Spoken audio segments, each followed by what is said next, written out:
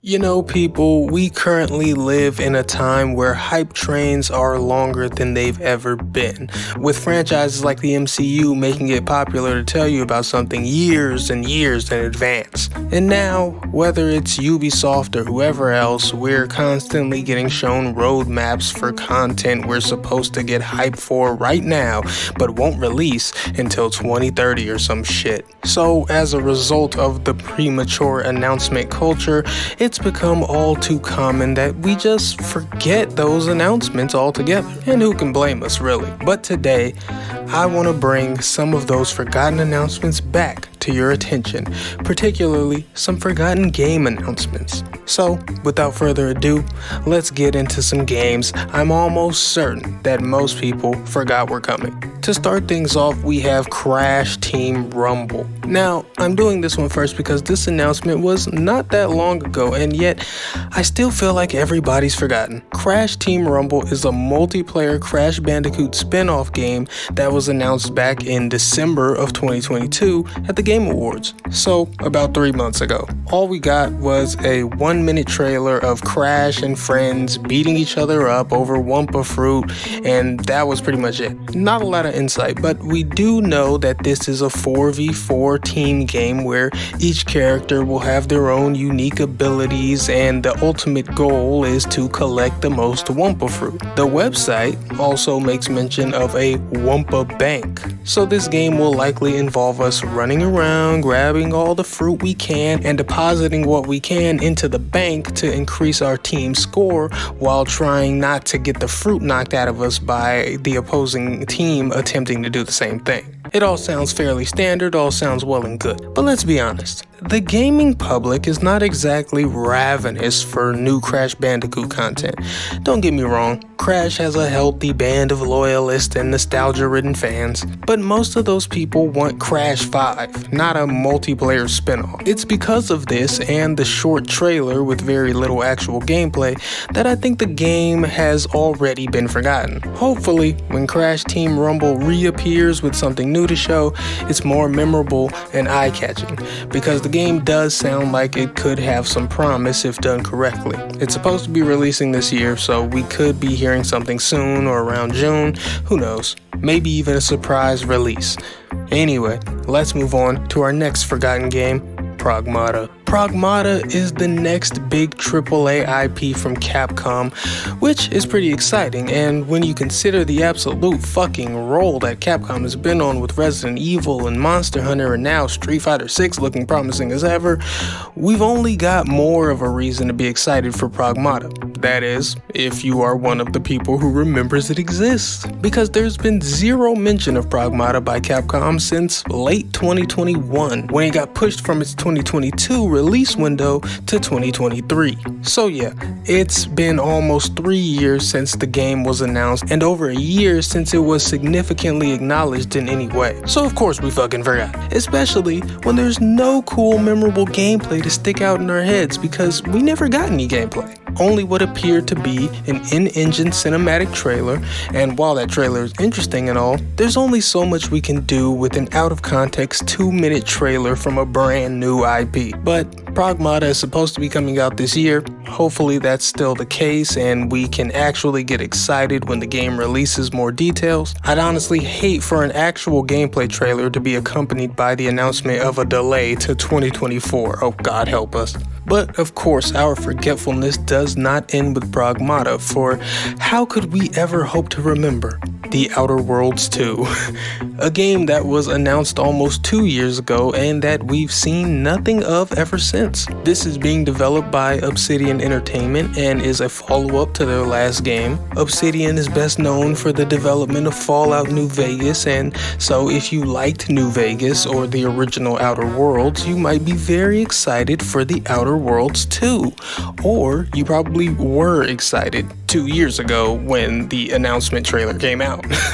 We still have no idea when The Outer Worlds 2 will release, and beyond assuming it will be an improved upon version of the first game, we really have no idea what the game even is. It's really tough not to forget about this one, especially for me. I was not a huge fan of The Outer Worlds. I thought it was mid as fuck. It took all the strength that game could muster up to just be okay.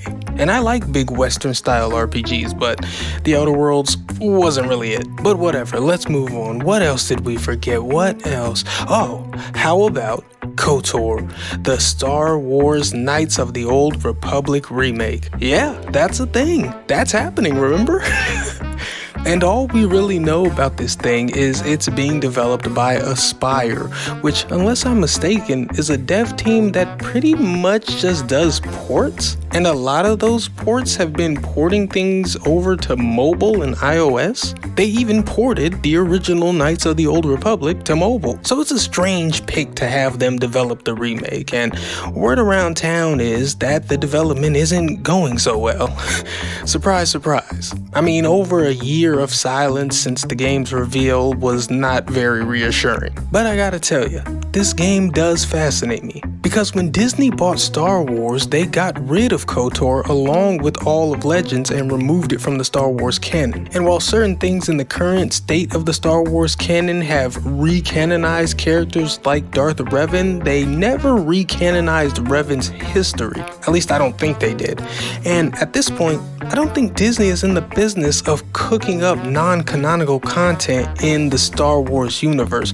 So we're left with a possibility of a lot of rewrites and changes to make KOTOR fit with the current canon, while at the same time trying to remain faithful enough to the non-canon original that it almost feels like a re-canonization of sorts. Or maybe they just say fuck it, since it's just a remake of an old game, it is non-canon and it doesn't count. I don't know, it's fucking weird. I know Respawn went through a lot of working with the Star Wars people at Disney in order to make sure Jedi Fallen Order was canon, so at the very least, if KOTOR is getting canonized, it'll probably take a lot of work that will no doubt only elongate the process of finishing the game. Yeah, more so than see how the game actually turns out, I'm way more interested to hear about the canonical or non-canonical status of the game's story. And if it is canon, I want to see how they make it fit in as neatly as they can. I guess we'll find out. But for now, let's move on to our next forgotten announcement.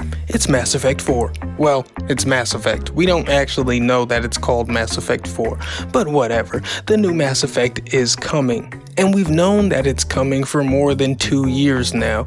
And of course, BioWare is cooking this one up just as they cooked up the rest of the Mass Effect series. But it's been a really long time, and being a juggernaut of yesteryear is not the same as being proven in the here and now. Not to mention that BioWare's last offerings of Anthem and Mass Effect Andromeda didn't go over so well. One can only hope that this new Mass Effect is re-establishing why people enjoyed BioWare to begin with. And while I am firmly in the camp of Mass Effect Andromeda is a good game and is nowhere near as bad as some people would have you believe, I am still hoping that this new Mass Effect is more like Mass Effect 2, because that game is largely superior to Andromeda and is the best Mass Effect pretty handily. But whatever the case, I'm sure the prospect of a new Mass Effect to play will become a lot more exciting than it is right now, when it isn't so far away that we all just forget. So now let's go on to the last game I want to talk about, and I'm doing this one last because I am so confident that no one remembers that this game is happening. That game is Wonder Woman. Guys, they announced the Wonder Woman game at the Game Awards 2021, remember? It's being developed by Monolith, the people who did Shadow of Mordor and Shadow of War, and the idea of that team using the Nemesis system in a Wonder Woman game sounded like such a cool-ass idea to me that this game has been seared into my brain ever since we saw it oh so many moons ago. All the way up until this point that we've reached, where I am the only one left. I am the sole person who remembers that this game was announced. And listen, I only remember because those Middle-earth games are so good, and Middle-earth and Lord of the Rings is one of my favorite fictional universes. So when you tell me the people who made those games are now gonna make a new game in another one of my favorite fictional universes, this time the DC universe, I'm not just gonna forget that, even if everyone else does.